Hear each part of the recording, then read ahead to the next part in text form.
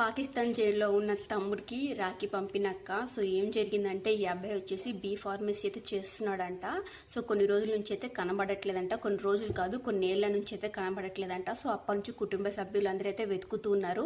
కానీ ఈ అబ్బాయి అయితే ఎక్కడ ఉన్నాడు అనేది జాడైతే తెలియదు అనమాట. 2021లో పాకిస్తాన్ జైల్లోంచి ఒక భారతీయుడు అయితే విడుదలైందంట. సో అతని ద్వారా అయితే తెలిసింది ఈ అబ్బాయి కూడా వీళ్ళ తమ్ముడు కూడా పాకిస్తాన్ జైల్లోనే ఉన్నాడు. సో అక్రమంగా పాకిస్తాన్లోకి అయితే ప్రవేశించడానికి చూసిరంట. సో అందుకని అధికారులు అయితే అదుపులోకి తీసుకొని జైల్లో అయితే పెట్టిరంట. సో ఈ విషయం తెలుసుకున్న వీళ్ళందరూ అయితే అతన్ని విడిపించడానికి ప్రభుత్వం చుట్టూ అయితే తిరుగుతూనే ఉన్నారంట. కానీ ఇప్పటికీ విడుదలైతే అవ్వలేదంట. సో ఈ అమ్మాయికి అయితే తండ్రి అయితే చనిపోయిందంట, తల్లి కూడా అనారోగ్యంతో అయితే ఉంది.